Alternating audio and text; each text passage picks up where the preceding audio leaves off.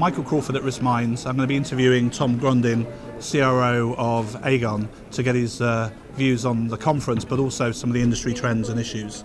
So if I just kick off, Tom, sort of what's your view generally around the insurance industry and the key challenges it faces in the next couple of years? I think the industry's made a lot of changes over the last 10 years or so, and it has improved a lot over the years, particularly on managing risk better in the companies. And I think the trends that we're going to see over the next few years is really going to depend a lot on the economic conditions.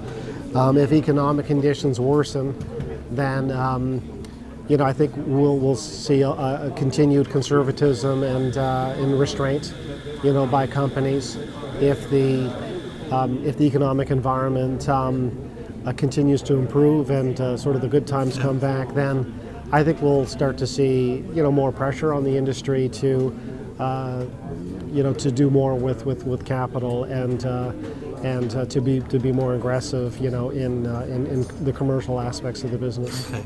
So what does that then mean for you in your role as CRO or other CROs that are here today? Well, I think for myself, I'm somewhat fortunate. I think our management team is pretty focused on this as well. But I think a message for all CROs: continue the messages and don't let memories be too short, and try to keep patience, keep resolve, because my personal view is you're better off to keep powder dry and be counter-cyclical for a change instead of having to reduce risk in another market downturn because you succumb to investor pressure. Yeah. And talking about investor pressure, where we are with Solvency II, with your conference speech, so what's your view of where do you think we'll get to, or where do you think some of the key challenges are for us now?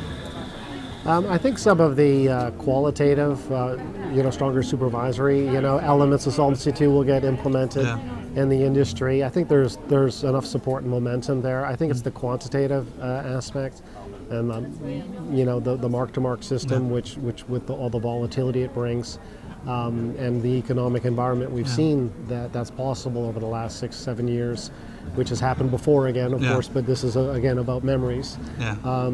It's going to be more challenging, I think, to get through. I think probably a bit more of a more radical change may be necessary on the quantitative element side of things to get Solvency II fully implemented. Okay. So just thinking about one of the other things that came up in one of the other earlier sessions was more about some of the non-financial risks. So what's sort of keeping you awake on the non-financial risk side at the moment?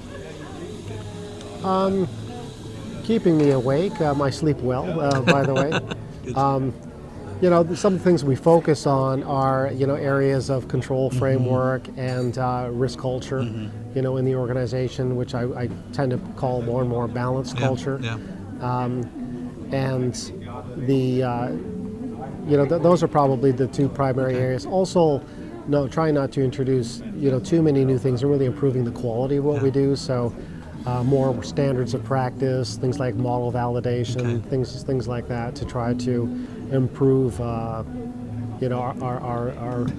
even more, level of comfort with controls in the organization. Okay. And that links with one of the themes that we're seeing here, which has been around the move to about value, quality, and efficiency. That was one of the speeches over the last couple of days. So you personally would support that as in the general direction that the CROs are moving to? Yeah, I think there's more and more